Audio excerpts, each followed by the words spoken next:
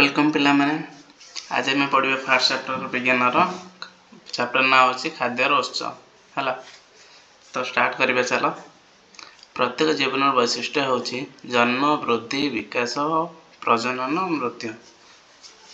तो माने जीवन मान हूँ जदि तुम जन्म होइछ ताले बड़ हम तापर तुम फैमिली हम तापर धीरे धीरे कि मर माने जन्म होइछ माने मरवार कंपलसरी है। से वैशिष्ट्य हूँ यही समस्त कार्य तार खाद्य आवश्यक कारण से खाद्य शक्ति मिले ताले आम बंचाई तो आम खाद्य तो निहाती आवश्यक ना बुझल से ही शक्ति द्वारा से समस्त कार्य करें तेणु खाद्य को जीवन धारण उत्स बोली कहुए से खाद्य द्वारा आमको जो शक्ति मिले तो आम कार्य कर ना तेणुक से खाद्य को जीवन उत्स बोली कहुए बुझल। यह द्वारा जीवन समस्त मौलिक आवश्यकता पूरण होता है। खाद्यर प्रकार खाद्य पर केते प्रकार देख पे तुम्हें गत 2 दिन घर जहाँ खाइच निम्न सारणी रे लेख मैंने खातार लेख 2 दिन कौन कौन खाई तुम मैंने भाविकी मन पकईक लेख है कमी काली कौन गत काली कौन खाई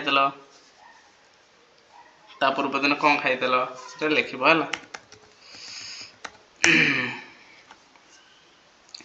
सारणी देखी आलोचना कर। तुम्हें सबुदिन सामान प्रकार खाद्य खाओ कि तुम कौन सबुदिन सामान प्रकार खाद्य खाओ कि आज जदि भात डाली भजा खाई काली चिकेन मटन कौन खाई दिन आउ कौन खाई दिन आउ कौन खाइब तो डेली आम अलग अलग खाଇବା खाई था ना।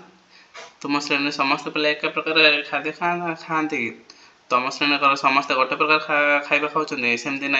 आज जदि राहुल घर कौन हो ताले राम घर आउ कौन हो श्याम घर आउ कौन हो सेमती होता है ना।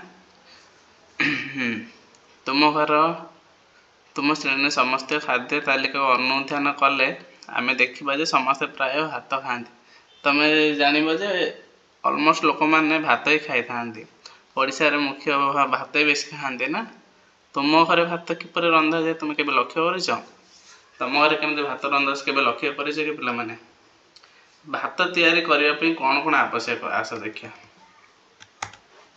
ये देख लिखाई तुम्हें देखि भात पर चाउल पानी आवश्यक पानी रे चाउल पकई रांधिले भात हुए पानी रे चाउल पकई रांधिले भात हुए खाली पानी रे चाउल पकईदे हेन पिले है भात रांधापी चाउल पानी और ताप भी आवश्यक तो पानी को गरम कलापर चाउल पकड़े भात हुए से टाइप तुम्हें तुम सांग मैंने तैयारी कर खाद्य तालिका को देख से प्रत्येक खाद्य क्यों क्यों उपादान आवश्यक सारणी 1.2 दिए उदाहरण को देखी लेख एवं लिखाई जमी रोटी बनवाई कौन कौन आवश्यक अटा पानी लुण है तापर डालमा बनवाई विभिन्न परिबा नड़िया डाली तेल लुण पानी पियाज लंका हलदी सब दरकार कि नहीं।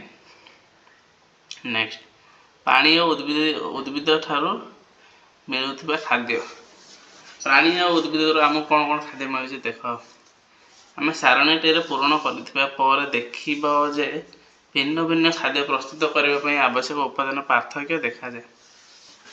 वर्तमान देखा तुम्हें लिखिथिबा उपादान गुड़िक केउठु मिले एगुड़िक मध्य केतेक उद्भिद ठारू मिली थाए और केतेक प्राणी ठारू मिली थाए आउ केतेक उपादान किंतु प्राणी और उद्भिद ठारू मिली न थाए।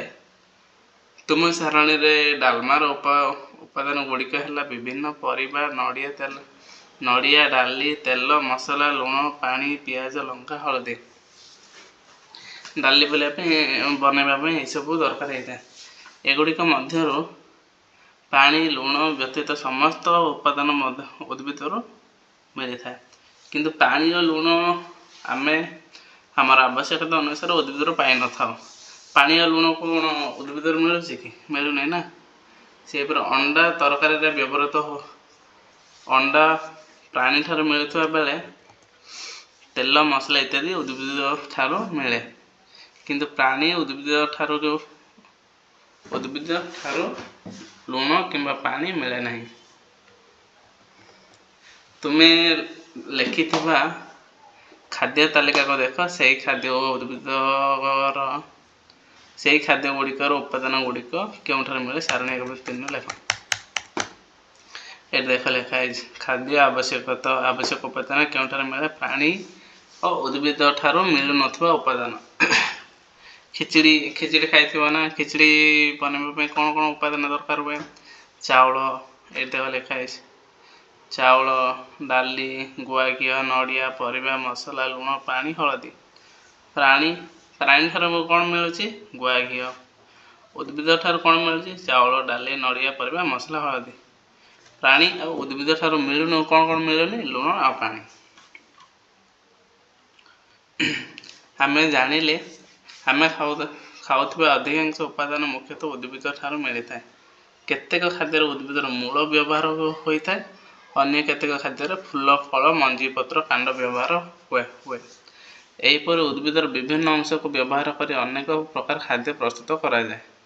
बुझल आम किसी उद्भिद फूल फल खाओ फूल फल मंजी पत्र कांड सब खाई था। तुम्हें एपरी कौन सी गछ जान जार फूल पत्र फल कांड को खाद्य रूपे व्यवहार कराए। देख यह एक लता जातीय उद्भिद एटा कि गछ कहले पे मैंने को प्रकार गछ एटा लता जातीय कौन एटा बोईताल गछटा देख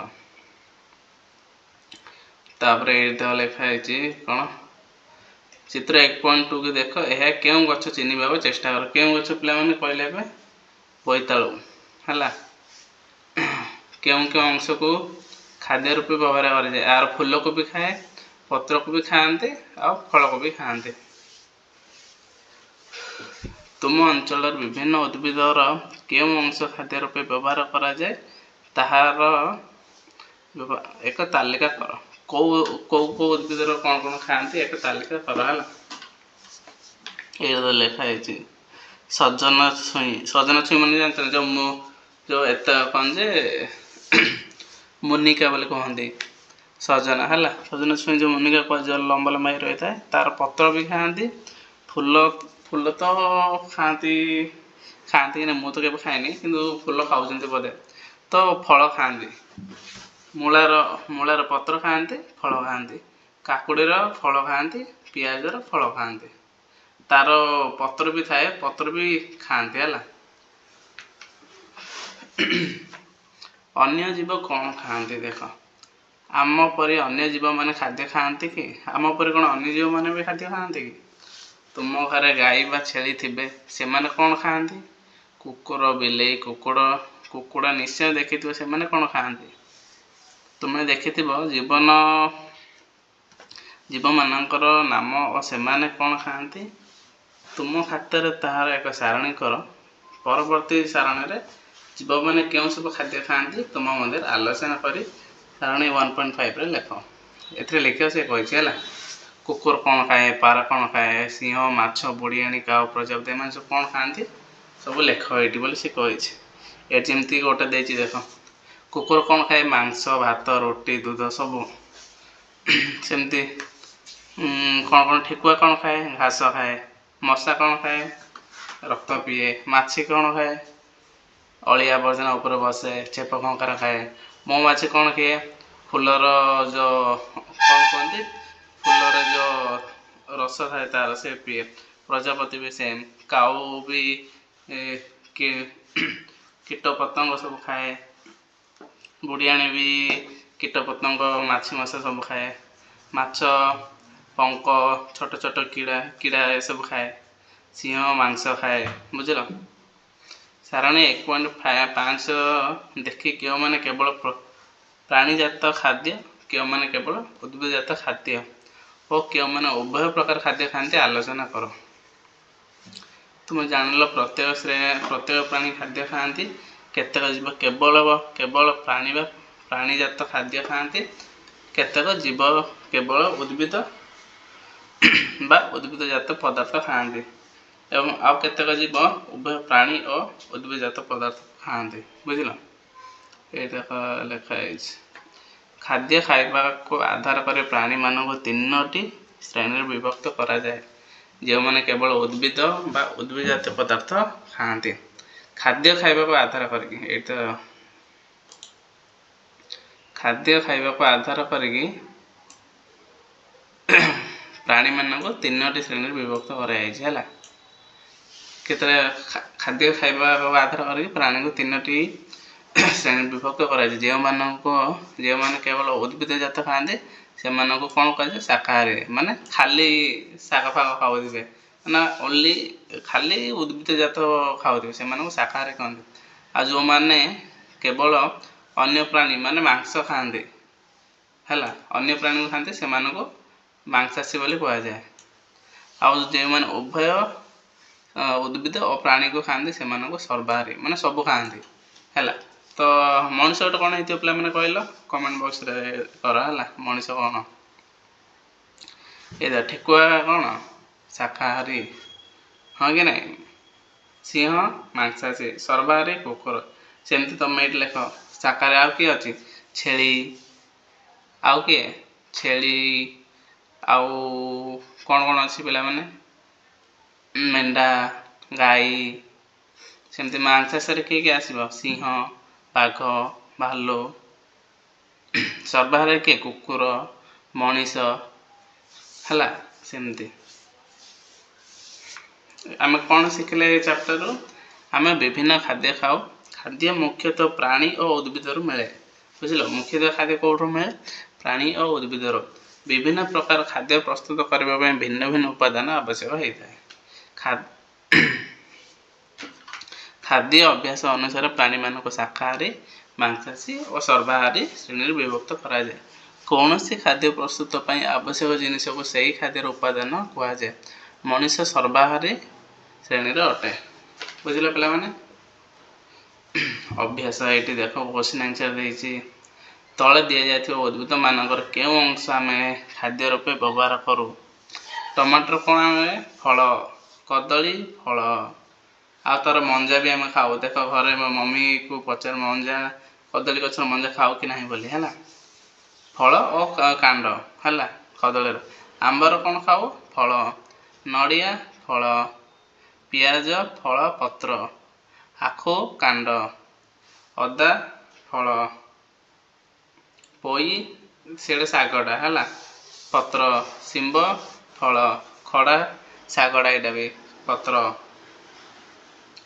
ये देख तले केते खाद्य नाम दिखाई से खाद्य गुड़िक उपादान लेख है तो सब दिखाई जाक बनवाई कौन कौन दरकार आम लिखा पड़े केक बनवाई कौन कौन दरकार हुए कहले पे अंडा मैदा तापर चीनी तो एमती बहुत प्रकार जिनस हुए सेमती क्षीर गजा ये क्षीर गजा कौन कौन दरकार हुए क्षीर चीनी रसगोल्ला कौन कौन रसगोल्ला कहीं हुए यहाँ भी क्षीर क्षीर दरकार बुझल घाटा दरकार कौन कौन डाली ए सॉरी चना जाई बैगण टमाटो है तेल मसला काकरा कहीं काकरा अटार हुए मैदार भी हुए तो काकरा तो खाई ए भी नड़िया गुर मैदा तापर चीनी बुझल सुजी हलवा कहीं हुए सुजी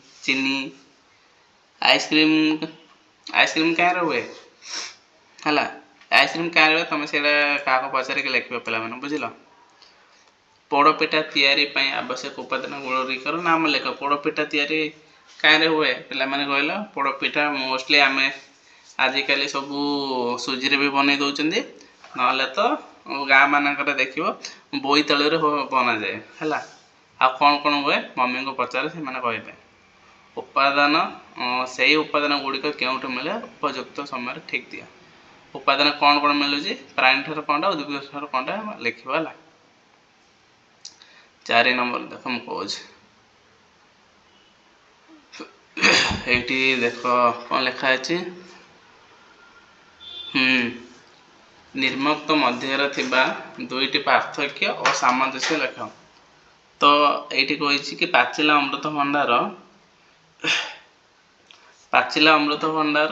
को पार्थक्य और सामंजस्य लिखा सी कही तुमको बुझल तो पार्थक्य फास्ट कहीदे सी कौन कौन पाचिला अमृतभंडा और कंचा अमृतभंडा भितर डिफरेंट कौन माने पार्थक्यटा कौन तो देख रंग जमती ପାଚିଲା ଅମୃତଭଣ୍ଡା ହଳଦିଆ ବା କମଳା ରଙ୍ଗର ହୋଇଥାଏ, କିନ୍ତୁ କଞ୍ଚା ଅମୃତଭଣ୍ଡା କେଉଁ ରଙ୍ଗର ହେଇଥାଉଛି? ଗ୍ରୀନ୍, ସବୁଜ। ବୁଝିଲେ କି ନା? ସେମିତି ଆଉ ଗୋଟେ ଟେଷ୍ଟରେ ତୁମେ ଦେଖିବ ସ୍ୱାଦ।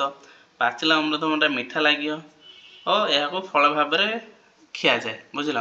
ଖାଲି ପେଟରେ ତୁମେ ପାଚିଲା ଅମୃତଭଣ୍ଡା ମିଠା ଲାଗି ଖାଇଦିଅ ତୁମେ, କିନ୍ତୁ କଞ୍ଚା ଅମୃତଭଣ୍ଡା ସ୍ୱାଦହୀନ ହୋଇଥାଏ। ଟିକେ କେମିତି କଞ୍ଚା କଞ୍ଚା ଟାଇପ୍ର ଲାଗେ, ଟିକେ ପିତା ଲାଗେ ଏବଂ ଏହାକୁ ପରିବା ଭାବରେ ବି ବ୍ୟବହାର କରାଯାଏ। ଦେଖିବ ତମ ମମି ମାମା ଆଗେ ବନେଇଥିବେ, ଅମୃତଭଣ୍ଡା ପକେଇକି ସନ୍ତୁଳା କରିଥିବେ, ଖାଇଥିବ କେବେ। ବୁଝିଲ?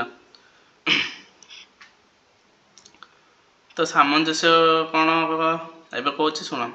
ତ ଉତ୍ପତ୍ତି ମାନେ ଏମାନେ କେଉଁଠି ହୁଅନ୍ତି? ଦୁଇଟାକ ସେମ୍ ଗଛରେ ହୁଅନ୍ତି ନା। ତ ଗୋଟିଏ ଗଛର ଉତ୍ପତ୍ତି ହୁଅନ୍ତି। ଆଉ ପୁଷ୍ଟିକର କ'ଣ? ମାନେ ଭିଟାମିନ୍ସ ଆମକୁ ଏଥିରେ ମିଳିଥାଏ। ଭିଟାମିନ୍ସ, ଅନ୍ୟାନ୍ୟ ପୁଷ୍ଟିକର ତତ୍ତ୍ୱ ଦୁଇଟାକରେ ମିଳିଥାଏ ସେମ୍। ତାପରେ 5 ନମ୍ବର ଆସିଲା ଘିଅ, ମହୁ, ଆଚାର କ'ଣ ଏସବୁ? ଏଇଟା ହଁ ମ୍ୟାଚ୍ କଲ, ମାନେ ଖସ୍ତମ୍ଭ ଫସ୍ତମ୍ଭକୁ ତମକୁ ଯୋଡ଼ିବାକୁ କହିଛି। ଦେଖ, ଘିଅ କେଉଁଠୁ ମିଳେ ପିଲେ କହିଲ? ଘିଅ କେଉଁଠୁ ଆସେ? ମହୁ କେଉଁଠୁ ଆସେ?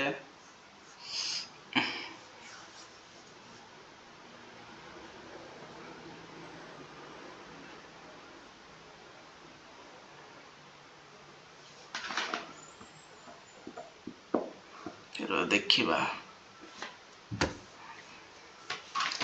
ଖସ୍ତମ୍ଭ ଦିଆଯାଇଥିବା ଉଦ୍ଭିଦ ସମ୍ପର୍କିତ ଉଦ୍ଭିଦ ପ୍ରାଣୀ ସହିତ ସଂଯୋଗ କରେ। ଘିଅ କେଉଁଠୁ ଆସେ ପିଲେ? ଘିଅ କୁଆଡ଼େ ଗଲା? ମହୁ,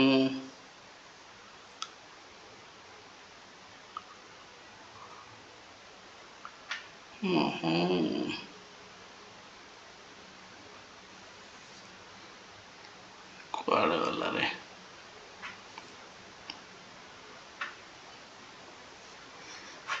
ମହୁ, ହଁ। ଦେଖ, ମହୁ ଫୁଲ ଗଛ। ଆଚାର କେଉଁଠୁ ହୁଏ? ଆଚାର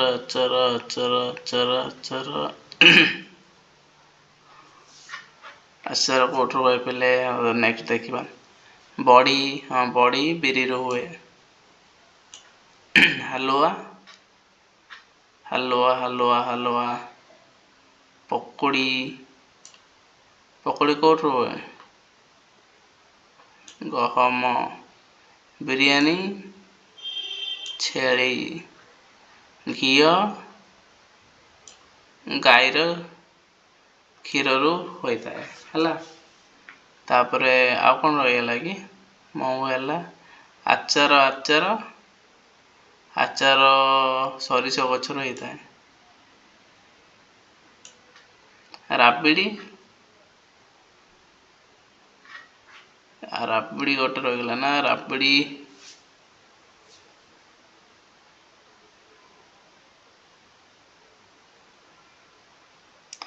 ଆଇ ଥିଙ୍କ ତାଳ ଗଛରୁ ହେଇଥାଉଛି। ଏଇଟା ତମ ସ୍କୁଲରେ ସାର୍ମାନଙ୍କୁ ପଚାରି ଲେଖିବା। ହେଲା, ନେକ୍ସଟ 6 ନମ୍ବର, ପାଳଙ୍ଗ ଶାଗ। ଯେଉଁ ଖାଦ୍ୟ ତିଆରି ପାଇଁ ଉପାଦାନ ବ୍ୟବହାର କରାଯାଏ ତନ୍ମଧ୍ୟରୁ 5ଟିର ନାମ ଲେଖ। ପାଳଙ୍ଗ ଶାଗର କ'ଣ ବ୍ୟବହାର କରାଯାଏ? କେଉଁ ରୂପରେ ବ୍ୟବହାର କରାଯାଏ କହିଲ ପିଲାମାନେ? ପାଳଙ୍ଗ ଶାଗ ଭଜା କରି ଖାଆନ୍ତି। ପାଳଙ୍ଗ ଶାଗ ପନିର ବି କରନ୍ତି। ପାଳଙ୍ଗ ଶାଗର ପକୋଡ଼ା ବି କରନ୍ତି। ପାଳଙ୍ଗ ଶାଗ ସୁପ୍ ବି କରନ୍ତି। ବୁଝିଲ? ତାପରେ କ'ଣ ଅଛି? ଅଣ୍ଡା ଯେଉଁ ଖାଦ୍ୟ ତିଆରି ପାଇଁ ଉପାଦାନ ରୂପରେ ହୁଏ। ଅଣ୍ଡା ବଏଲ୍ ଖାଆନ୍ତି, ଅଣ୍ଡା ତରକାରୀ ଖାଆନ୍ତି, ଅଣ୍ଡା ଭୁଜିଆ ଖାଆନ୍ତି, ଅଣ୍ଡା ଅମଲେଟ୍ ଖାଆନ୍ତି, ଅଣ୍ଡା ବିରିୟାନୀ ଖାଆନ୍ତି, ଅଣ୍ଡା ଚପ୍, କେକ୍ ବି ହୁଏ, କୁକିଜ୍, କେତେ ପ୍ରକାର ହୁଏ। ହେଲା, ତ ସରିଲା। ଆଉ ଗୋଟେ କ'ଣ, ତୁମ ଅଞ୍ଚଳରୁ ଯଦି ଆଜି ସବୁ ପୋକ ମାଛି ଲୋପ ହେଇଯିବେ, ତେବେ ଯେଉଁ ଜୀବନରେ ଖାଦ୍ୟ ସଂଗ୍ରହରେ ଅସୁବିଧା ହେବ ତନ୍ମଧ୍ୟରୁ 5ଟି ଲେଖ। ଭାବ, ଏଇଟା ଲେଖିବ ପିଲାମାନେ। ହେଲା, ଯଦି ତମ ଗାଁରେ ମାଛି ଆଉ ପୋକ ସବୁ ଲୋପ ହେଇଯିବେ, ତାହେଲେ କ'ଣ कौन कौन जीव मानकर खाद्य संग्रह असुविधा हम तो भाविकी लिखिब है से सब जदि क्वेश्चन आंसर दरकार ताहले कमेंट कर तो मु आउ थे आ गोटे वीडियो बनैबी खाली क्वेश्चन आंसर पाई बुझल। तो चैप्टर पूरा सरला आज फर्स्ट चैप्टरटा आउ थे नेक्स्ट चैप्टरटा पुणी नेक्स्ट वीडियो बनैबा है। So thank you for watching my video जदि भल लगे ताले सब्सक्राइब कर। थैंक्स।